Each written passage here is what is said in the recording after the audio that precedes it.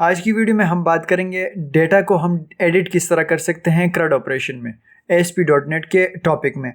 तो चलिए स्टार्ट करते हैं। सबसे पहले हमने पहले ये जो हमारा पूरा सीरीज़ चल रहा है CRUD का, जिसमें हमने पहली वीडियो बनाई, डेटा को इंसर्ट किया SSMS डेटाबेस में। फिर उसके बाद हमने डेटा को फेच किया।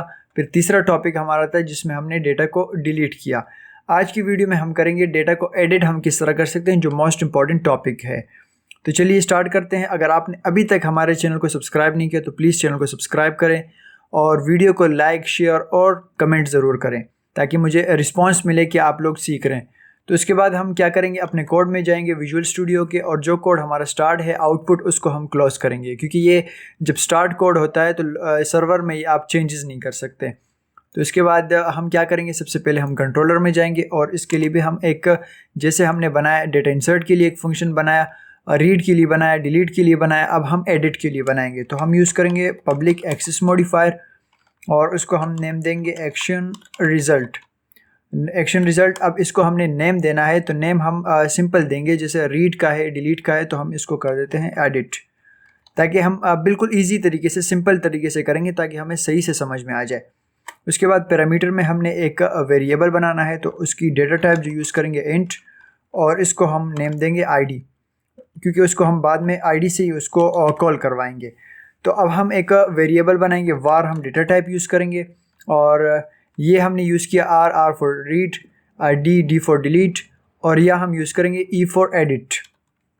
उसको हमने इक्वल करवाना है, इक्वल किसके साथ, DB डेटाबेस और D_डेमो।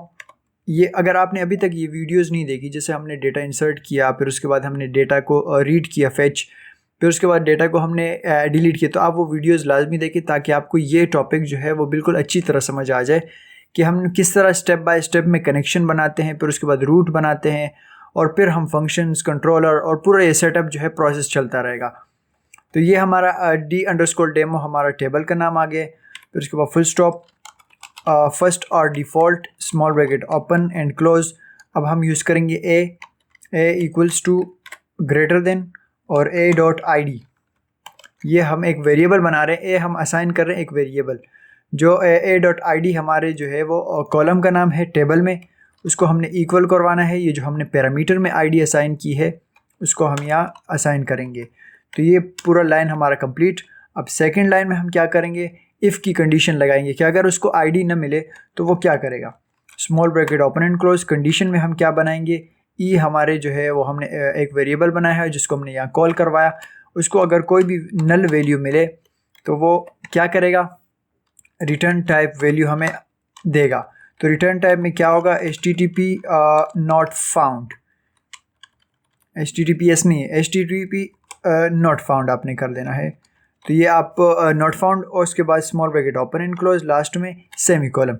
ये हमारा लाइन कंप्लीट। अब करली ब्रैकेट से बाहर निकल के हमने करना है कि अगर उसको कोई ID मिल जाती है और पूरा प्रोसेस चलता रहेगा तो हमें एक रिटर्न टाइप वैल्यू भी मिलनी चाहिए कि पूरा प्रोसेस वो चले। तो return view, small bracket open and close, last में सेमीकोलन। अब स्मॉल ब्रैकेट में व्यू में हमें ये प्रोसेस चलेगा, अगर कोई भी उसको ID मिलेगी तो हमने सिंपल इस वेरिएबल को ये स्मॉल ब्रैकेट्स में कॉल करवा देना है। तो ये जो है हमारा एक मेथड बन गया, एक प्रोसेस कंप्लीट। अब सेकंड प्रोसेस में हम क्या करेंगे, large bracket open and close, और सिंपल हम HTTP पोस्ट ये हमने यूज़ कर देना है, S नहीं होगा इसमें, सिर्फ HTTP और पोस्ट P कैपिटल आपने लाजमी लगाना है। सिंपल हम ये जो है अब फिर से हम पब्लिक एक्सेस मॉडिफायर हमने यूज़ कर दिया, और इसके बाद एक्शन रिज़ल्ट, और सिंपल हमने फिर से इसको नाम देना है, तो सेम हम एडिट ही नाम इसको देंगे, small bracket open and close. अब यहाँ तक तो ये पूरा प्रोसेस सिर्फ ID के लिए बनाया हमने कि उसमें ID को फेच करेगा कि ये पूरे डेटाबेस में, टेबल में ये ID है कि नहीं। अब हम करेंगे, ये आप प्रोसेस जो बनाएंगे वो हम करेंगे कि एडिट किस तरह हम कर सकते हैं और कहाँ से हम उसको एडिट करेंगे। तो सिंपल हम उसको कर देते हैं ID जो है वो इंट हम यूज़ करेंगे, या ID एक वेरिएबल हमने क्रिएट किया, उसके बाद स्मॉल कॉमा, और हम यूज़ करेंगे फॉर्म कलेक्शंस। फॉर्म कलेक्शन मतलब जो उस फॉर्म में जो हम एडिट का फॉर्म बनाएंगे, उस फॉर्म में जो डेटा कलेक्ट होगा, मतलब जो हम अपडेट करेंगे, तो वो सेम जो है वो डेटाबेस में, टेबल में भी अपडेट होना चाहिए। तो उसके बाद फॉर्म कलेक्शन, और इसके बाद हम फिर से कर देंगे फॉर्म, लास्ट में करली ब्रैकेट ओपन एंड क्लोज कर देना है। अब सिंपल हम जो है नेक्स्ट स्टेप की तरफ जाएंगे। एक बार हमने डेटा टाइप यूज़ करना है, सिंपल हम इसको ई देंगे इक्वल्स टू, ये पूरा प्रोसेस सेम रहेगा, db.d_demo, ये फुल स्टॉप फर्स्ट और डिफ़ॉल्ट और small bracket open and close A और लिम्डा एक्सप्रेशन a.id। यहाँ से हम फिर से हम अपने टेबल से आईडी उठाएंगे, जो कॉलम है उसको हमने इक्वल करवाना है इस आईडी के साथ। तो सिंपल हम ये प्रोसेस भी हमारा कंप्लीट हो गया। तो इस प्रोसेस का मतलब है कि ये हमारे जो है वो डेटाबेस से आईडी का कॉलम है वो उठाएगा और इस कॉलम के साथ उसको, इस पैरामीटर के साथ उसको जो है इक्वल करवाएगा। कि हम अगर फॉर एग्जांपल हम नंबर 1 आईडी पे क्लिक करेंगे तो वो नंबर 1 आईडी टेबल से उसको फेच करेगा और उसी में डेटा जो है उसको अपडेट आप कर सकते हैं। तो ये हमारा यहाँ तक कंप्लीट। अब उसके बाद लास्ट में हमारा जो दूसरा स्टेप है, सेकंड स्टेप में हम क्या करेंगे, ट्राई अपडेट मॉडल, क्योंकि हम अपडेट मॉडल यूज़ करेंगे डेटा को अपडेट करने के लिए। और small bracket open and close, किस चीज़ में हम अपडेट करेंगे, ये हमारा वेरिएबल है जिसको हमने कॉल कर देना है। और यह हम यूज़ करेंगे फॉर्म के, फॉर्म में ही, तो जाहिर सी बात है फॉर्म में ही डेटा होगा तो हम उसको जो है अपडेट कर सकेंगे। उसके बाद टू वैल्यू प्रोवाइडर, जो वैल्यू हम फॉर्म में प्रोवाइड करेंगे उसको तो वही अपडेट करेगा टेबल में। लास्ट में हम कर देंगे small bracket open and close और लास्ट में semi column.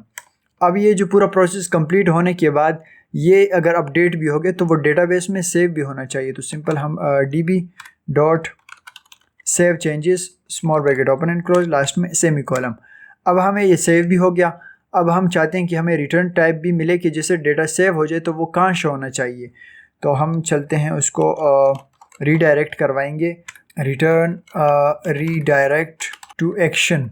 Redirect to action पे हमने क्लिक कर देना है क्योंकि हम उसको रीडायरेक्ट एक्शन पे ही उसको लेके जाएंगे, किसी पेज पे ही उसको लेके जाएंगे। तो वो क्या होगा, डबल कोटेशन में हमने यहाँ यूज़ करना है रीड का जो हमने फंक्शन क्रिएट किया था रीड के लिए, उसी फंक्शन पे हम उसको लेके जाएंगे। क्योंकि अगर डेटा मतलब अपडेट हो जाए तो हमें शो वो रीड के फंक्शन में, रीड के पेज में होगा। तो सिंपल हम उसको रीड कर देंगे और फिर से डबल कोटेशन में हमने यूज़ करना है अपने कंट्रोलर का नाम। तो हमारे कंट्रोलर का नाम है होम, तो इस होम को हम यहाँ कॉल करवाएंगे और लास्ट में इसको भी कर देंगे सेमी कॉलम।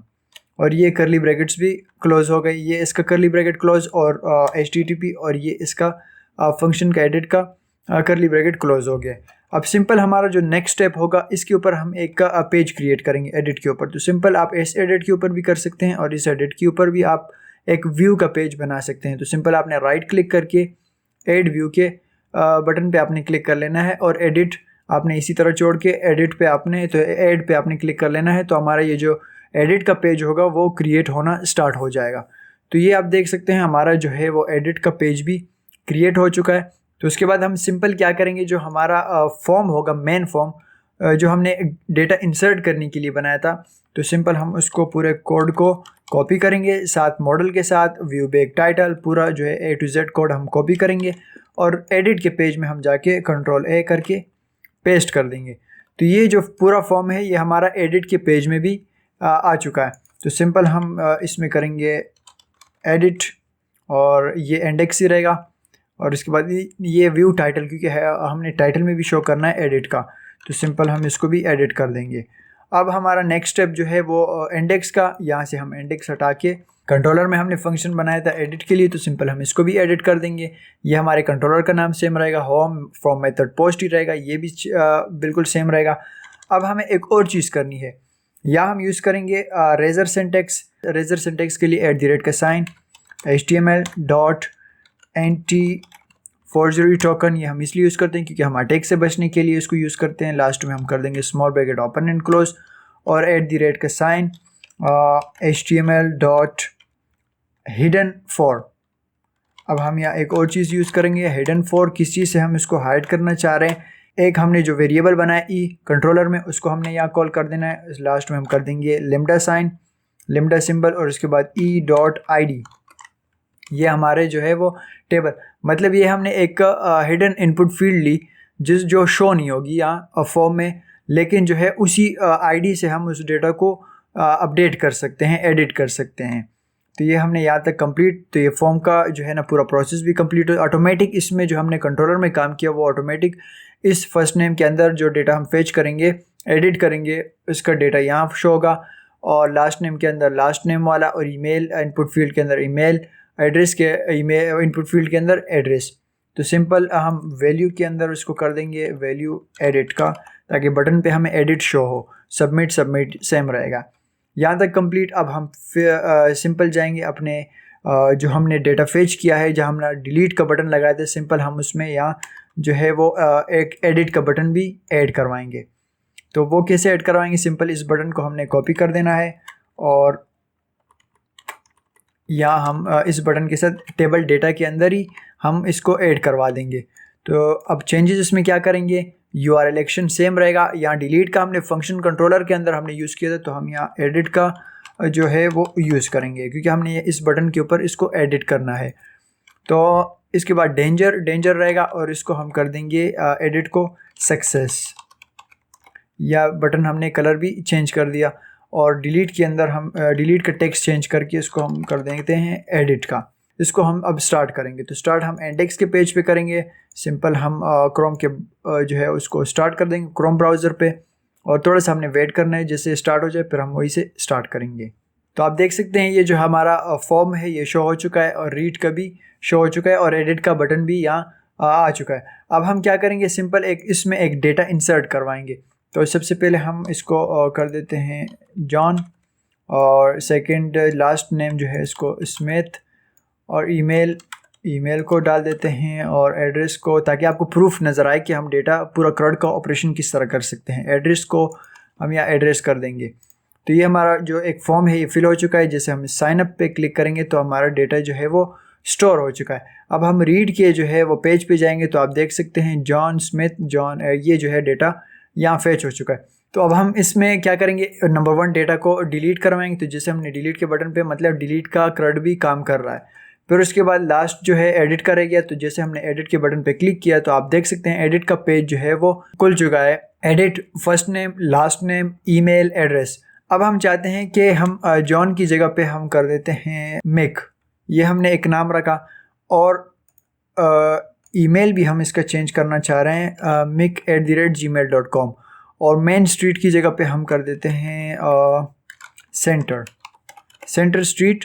ये हमने कुछ चेंजेस कर दी। अब हम जैसे एडिट पे क्लिक करेंगे तो हम आप देख सकते हैं कि मिक स्मिथ mic@gmail.com और सेंटर स्ट्रीट, यहाँ तक जो पूरा प्रोसेस है एडिट भी हो चुका है। अब आपको मैं एक और प्रूफ देता हूँ कि आप डेटाबेस में हम चेक करेंगे कि वहाँ जो है अपडेट हो चुका है कि नहीं। तो आप देख सकते हैं यहाँ जो 2 डेटा है वो शो हो गए। जैसे हम नए डेटा को मतलब सेलेक्ट इसको रिफ़्रेश करेंगे तो आप देख सकते हैं नंबर वन के बाद जो है वो Mick first name last name Smith है, mic@gmail.com और 123 सेंटर स्ट्रीट, यहाँ से डेटा भी अपडेट हो चुका है। तो आज का हमारा टॉपिक जो है वो क्रड का कंप्लीट हो चुका है। नेक्स्ट टॉपिक में हम क्या करेंगे, डेटा को लॉगिन करेंगे, लॉगिन सिस्टम बनाएंगे, फिर उसके बाद उसमें सेशंस जो है वो ऐड करेंगे, सेशन का टॉपिक भी हम उसमें ऐड करवाएंगे। तो आज के लिए मुझे इजाज़त दीजिए, मिलते हैं नेक्स्ट वीडियो में। Thank you very much.